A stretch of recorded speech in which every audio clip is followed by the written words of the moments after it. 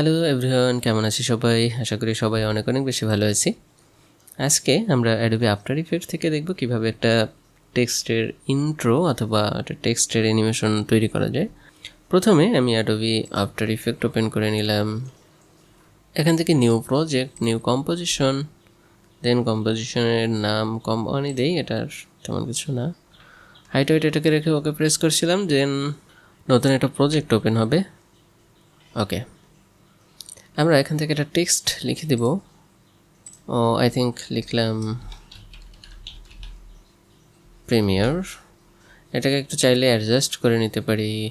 দেন ক্যারেক্টারে গিয়ে ফন্ট সাইজটাকে একটু ছোট করতে পারি।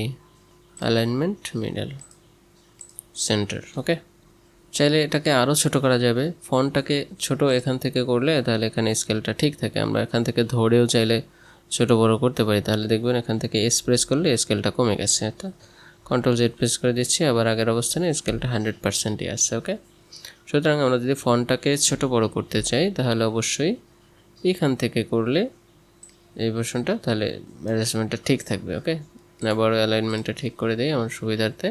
দেন এখান থেকে একটা নতুন সলিড লেয়ার নেই, right click, new solid, white solid layer নেই। ওকে ওকে, দেন আমরা টেক্সটটা এটার উপরে দিই এবং টেক্সটটাকে সিলেক্ট করে টেক্সটের একটা কালার ব্ল্যাক কালার দিয়ে দিলাম। ওকে, দেন টেক্সটটাকে আরেকটা কপি করব, কন্ট্রোল ডি প্রেস করে এটার নাম দিয়ে দেই নাদিম। এটাকে একটু আলাদা করি। তো এই টেক্সটটাকে আমরা একটু মিডলে ঠিক করে দিব, অ্যালাইনমেন্ট মিডল। এটাকে সেকেন্ড অপশনে রাখি, দেন এটাকে ডিজেবল করে দেই। একটা শেপ ড্র করব, তার জন্য পেন টুল, অ্যাঙ্গেলে এরকম একটা শেপ ড্র করি, ফিল কালার নান, এবং এখান থেকে স্ট্রোক কালার ব্লুইশ কালার দিতে পারি।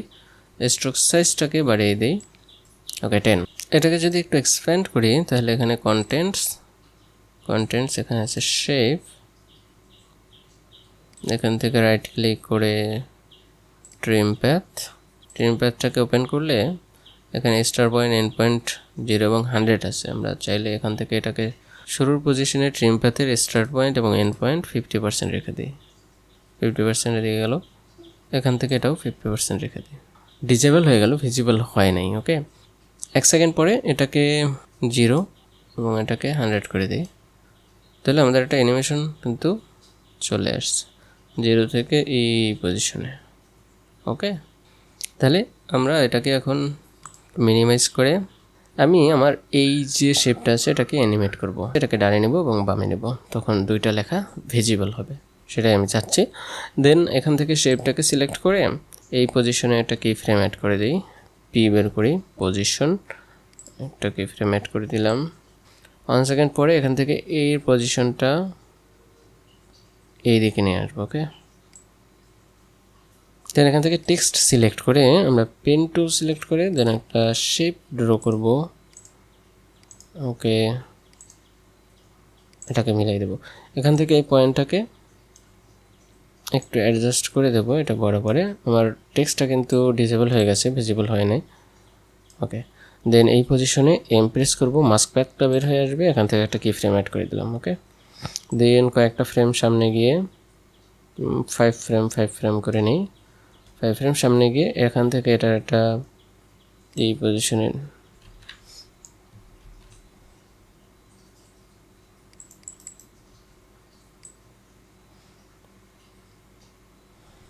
এটাকে ডাবল ক্লিক করে এই পজিশনটাকে একটু সেট করে দিই এই পজিশনে ফ্রেমের সাথে, তাহলে কিন্তু এখানে একটা কি ফ্রেম অ্যাড হয়ে গেছে। আবারও 5 ফ্রেম পরে 10 এই পজিশনটাকে ওটার সাথে অ্যাডজাস্ট করে দিই। ওকে, আমি একটু ফাস্ট ফরওয়ার্ড করে দিচ্ছি, আমি 5 সেকেন্ড পরে নিচ্ছি, তাহলে আমাদের অলমোস্ট ডান। এই শেপগুলোকে চাইলে আমরা সিলেক্ট করে রাইট ক্লিক করে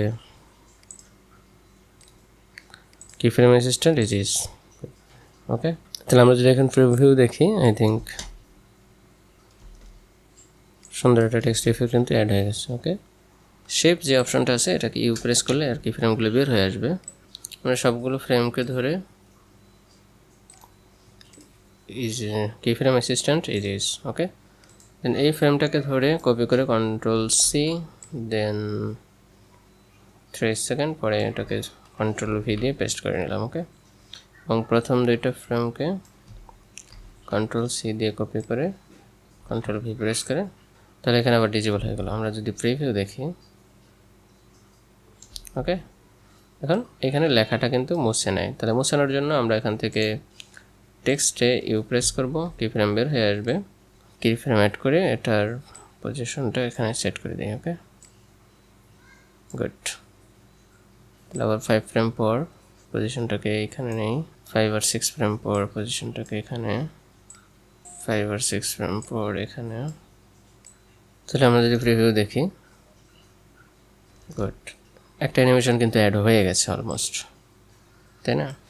এই কি ফ্রেমগুলোকে ধরে লাস্টের এরপর থেকে এই ফ্রেমগুলোকে ধরে কপি করব কন্ট্রোল সি, দেন নাদিম এটাকে ভিজিবল করব, দেন এখান থেকে এটাকে ধরে কন্ট্রোল ভি প্রেস করে পেস্ট করে দেবো, ইউ প্রেস করে দেখবো যে এখানে কি ফ্রেমগুলো অ্যাড হয়ে গেছে।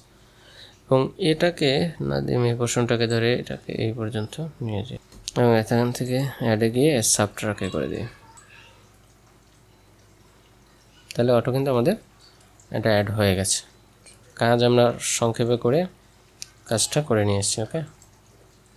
এই যে এটাকে যদি বাড়িয়েও দিই তাও এখন সমস্যা নেই, কেমন? যেমন এই শেপটাকে কপি করে নিলাম, দেন এখান থেকে এটাকে অ্যালাইনমেন্ট সেন্টারে করে দিই, এখান থেকে কি ফ্রেম মিডল পয়েন্টে নিয়ে আসি ওকে। ওটাকে ধরি এবং এই পজিশনে নিয়ে আসি, দেন এখান থেকে স্টার্ট এন্ড এবং যেটাকে এখানে রাখলাম এই পজিশনে এসে কি ফ্রেম এটাকে বাড়িয়ে দেই, এটাকে কমিয়ে দেই, রিভিল হলো এবং পজিশনে এটাকে ফ্রেম অ্যাড করে দেই। দেন এখান থেকে এই পজিশনটাকে চেঞ্জ করে ডান দিকে নিয়ে যাই ওকে। এই পর্যন্ত এনাফ, এবার আর ফ্রেমের সাথে ঝামেলা হবে না ওকে। এখন আমরা এই পয়েন্টে এই যে পয়েন্টের কি ফ্রেমগুলো কন্ট্রোল সি প্রেস করে কন্ট্রোল ভি কপি পেস্ট করে দিলাম ওকে। এখন যদি আমরা একটা প্রিভিউ দেখি, এই যে এখানের এই পোর্শনটা এটার সাথে মিলে নাই, কারণ আমরা এটার সাথে ঠিক করে দেই নাই এই জন্য, বাট যদি আমরা দিতাম তাহলে এটা ঠিক হয়ে যেত ওকে। কার্ভটাকে বের করে দেন ওকে, এই পয়েন্টগুলোর ইয়েগুলো বের হয়ে আসবে। এখন যদি এটা প্রিভিউ দেখে আই থিঙ্ক, তাহলে এটা হচ্ছে মিডল পয়েন্টে অনেক বেশি একটু দ্রুত হয়েছে এবং শেষ পজিশনে তুলনামূলক একটু স্লো হয়েছে ওকে। এই ফ্রেমটা এটার সাথে অ্যাডজাস্ট করে নেবেন, শেপটা ড্র করে না হয় এটার সাথে ম্যাচ করে নেবেন।